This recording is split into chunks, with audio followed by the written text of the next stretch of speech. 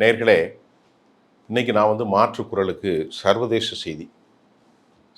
செய்தியில் நான் உங்களுக்கு இப்போ பேச போகிறது ரொம்ப முக்கியமான செய்தி. அமெரிக்காவுடைய தோல்வி ஏறக்குறை உறுதியாகிவிட்டது. அதில் எந்த சந்தேகமும் இல்லை. பாயிண்ட் நம்பர் 1, 20 லட்சம் கோடி ரூபாயை அமெரிக்கா இந்த போருக்கு அமெரிக்கன் ஃபினான்ஷியல் ஹப்பில், செனட்டில், அமெரிக்கன் காங்கிரஸில் அவர்கள் கேட்கிறார்கள். இதுவரை பல லட்சக்கணக்கான ரூபாய்கள் செலவான நிலையில் ஆயுதங்கள் மௌனிப்பு இந்த போரை வெற்றி பெற முடியுமா என்ற கேள்விக்கு டெமோக்ராட்ஸ் ரொம்ப கடும் கோபத்தில் இருக்கிறார்கள்.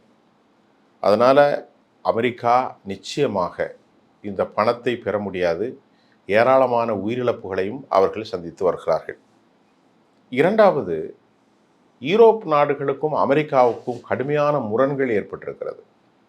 நேட்டோவை எங்களிடத்திலே பணத்தை வாங்கி கொண்டு எங்களுக்கு துரோகம் செய்கிறீர்கள் என்று அமெரிக்காவுடைய டிஃபென்ஸ் செக்ரட்டரி பீட் ஹெர்ட்ஸ் பேசும்போது அவர் பேசினார். அதை இவர்கள் நிராகரித்திருக்கிறார்கள். நேட்டோவினுடைய கூட்டமைப்பு 32 நாடுகள். இந்த 32 நாடுகளும் நாங்கள் எங்கள் இஷ்டம் போலதான் செயல்பட முடியுமே தவிர உங்களுக்காக நாங்கள் செயல்பட முடியாது. நேட்டோ கூட்டமைப்பு இப்படித்தான் நாங்கள் செயல்படுவோம் என்று தெளிவான அவர்கள் சொல்லியிருக்கிறார்கள்.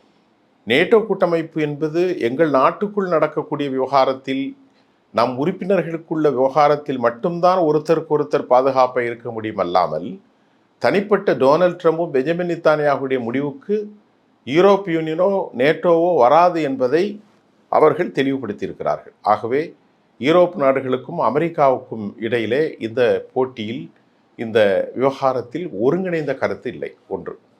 மூன்றாவது விவகாரம், மத்திய கிழக்கில் பெரும் தொகை பணத்தை கொடுத்த அமெரிக்கா பெற்றுக்கொண்டது. ஆனால் சவுதி அரேபியா, கத்தர், ஜோர்டான், எகிப்து, அது மட்டும் இல்லாமல் ஓமன், பஹ்ரைன், குவைத், யுனைடெட் அரபு எமிரேட்ஸ் போன்ற எல்லா நாடுகளும் அமெரிக்காவை நம்பி அவர்கள் கைவிடப்பட்டிருக்கிறார்கள். ஆகவே தற்போது ஏர் டிஃபென்ஸ் சிஸ்டத்திற்கு வலிமையாக ஒரு வேண்டும் என்று E7 என்கின்ற ஏர் டிஃபென்ஸ் சிஸ்டத்தை அவர்கள் ஆஸ்திரேலியாவிலிருந்து தற்போது தெரிவித்திருக்கிறார்கள். ஆஸ்திரேலியா, நாங்கள் இந்த போரில் ஈடுபடவில்லை, ஆனால் ஒரு தடுப்பு நடவடிக்கையாக அவர்களுக்கு நாங்கள் சில உதவிகளை செய்திருக்கிறோம் என்று சொல்லியிருக்கிறது. ஆகவே இப்பொழுது நீங்கள் பாருங்கள், இந்த போர் முடிகின்ற ஒரு தருவாயில் மத்திய கிழக்கினுடைய ஒட்டுமொத்த முகம் மாறப்போகிறது என்பதில் எந்த சந்தேகமும் இல்லை. மூன்றாவது ஒரு விவகாரத்தை நான் உங்களுக்கு பேச வேண்டும் என்னவென்றால், மத்திய கிழக்கில் அமெரிக்கா பெஞ்சமின் நெத்தன்யாகு இன்று காலை போர் முடிவுக்கு வருவதாக அறிவித்திருக்கிறார். அதே போன்று USS ஜெரால்டு கப்பல் கிரேக்கத்தை நோக்கி புறப்பட்டிருக்கிறது. இவர்களின் தாக்குதலில் முழுவதுமாக தீப்பிடித்த ஜெரால்டு கிரேக்கம் நோட்டு புறப்பட்டிருக்கிறது. USS ஆப்ரஹாம் கப்பல் அதையும் எல்லைக்கு அப்பால் சென்று விட்டது. USS சாண்டோ போன்ற உளவு கப்பல்களும் சென்றிருக்கிறார்கள். வேறு சிறு கப்பல்கள் வரப்போதாக செய்திகள் வந்திருக்கிறது. ஏனவென்றால் அமெரிக்காவுடைய பெரிய அதிகாரிகள் ஜோ கென்ட் போன்றவர்கள், ஜான் பால்டன் போன்றவர்கள், அமெரிக்கா இந்த போரில் தோல்வியை சந்தித்தது, எப்படி முடிவுக்கு வரப்போகிறது இந்த போர் என்று கேள்வி எழுப்புகிறார்கள். ஏனென்றால் எவ்வளவு அடித்தாலும், எத்தனை தலைவர்களை கொலை செய்தாலும் இந்த சித்தாந்தத்தை மீறி இவர்களால் வெற்றி பெற முடியாது, அதற்கு வாய்ப்பில்லை.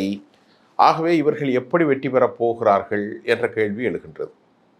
ஆக அவர்கள் அதற்கு சொல்லுகின்ற ஒரே காரணம் வேறொன்றும் இல்லை. அவர்கள் அதற்கு சொல்லுகின்ற ஒரே காரணம், நாங்கள் போரில் எங்கள் நிலைகள் அணு ஆயுதத்தை அழிப்பதை தவிர வேறு வழியிலே அழித்து விட்டோம் என்று பெஞ்சமின் நெத்தன்யாகுவும் இன்று பேசியிருக்கிறார். அமெரிக்க அதிபரும் பேசியிருக்கிறார். அமெரிக்காவுடைய கப்பல்கள் சென்றிருக்கிறது.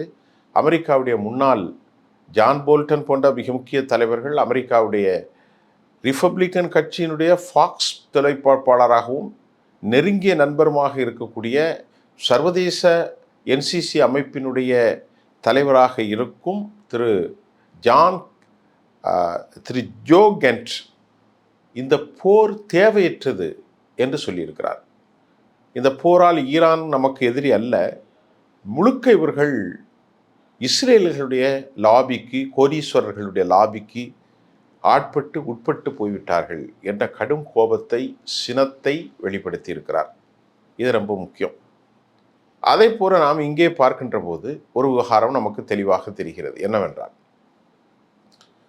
என்னவென்றால் அமெரிக்காவினுடைய ஜோகன்ஸ் வெளியேறிய நிலையில் அடுத்த நிலையில் இருக்கும் இந்தியா வம்சாவளியான துல்சி, அவர் தனது கருத்தில் எந்த நிலையிலும் அமெரிக்கா எதிரியாக ஈரானை சித்தரித்த போதும் உளவு அமைப்பிற்கு அவர் சொல்லியிருக்கிறார், இதுவரை அவர்கள் அணு ஆயுதங்கள் தயாரிக்கவில்லை என்றும், தாக்குதலுக்கு பின்பு எந்த ஒரு நடவடிக்கையும் எடுக்காமல் அமெரிக்கா இந்த போரில் ஈடுபட்டதை துல்சிபால் தன் கருத்திலே சொல்லியிருக்கிறார். இது பெரும் பரபரப்பை ஏற்படுத்தியிருக்கிறது. உளவு அமைப்பினுடைய மிக முக்கியமான தலைவர்களெல்லாம் இதை அவர்கள் கூறியிருக்கிறார்கள். அப்படி என்றால் என்ன சொல்ல வருகிறார்கள் என்று நீங்கள் புரிந்து கொள்ளுங்கள். எப்படி சதாம் ஹுசைனை காலி செய்வதற்கு அணு ஆயுதம் இருக்கிறது என்று சொல்லி சீனியர் புஷ் இந்த நடவடிக்கை எடுத்தார், அவர் வலிமை இழந்தார்.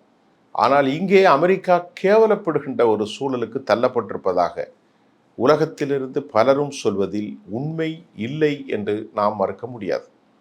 இரண்டாவது, அமெரிக்க கப்பல்கள் வெளியேற்றம்.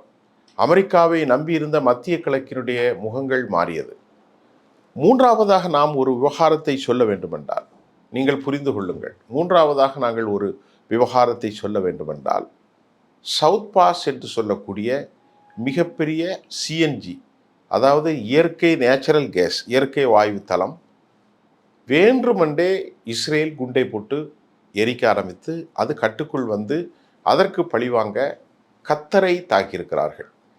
இந்த முறை ஈரானுடைய தாக்குதல் அமெரிக்க தளங்கள், அமெரிக்காவுக்கு ஆதரவு கொடுப்பவர்கள் எல்லாரையுமே அழித்து நாசம் செய்ய வேண்டும் என்று அவர்கள் Saudi Arabia, Riyadh, Dubai, Abu Dhabi, Kuwait, அதே போன்று ஓமன், பஹ்ரைன், ஜொர்டான், எல்லா நாடுகளையுமே கிட்டத்தட்ட ஈராக்குடைய அமெரிக்க தளங்கள் எல்லாவற்றையுமே அடித்து பலாயிரக்கணக்கான அமெரிக்க இராணுவமும் டெல்லவியூ பல லட்சக்கணக்கான ரூபாய்களை செலவு பண்ணிதான் அது மறு உருவாக்கம் செய்யப்பட வேண்டும் என்ற ஒரு நிலையில் உருவாகி இருக்கிறது.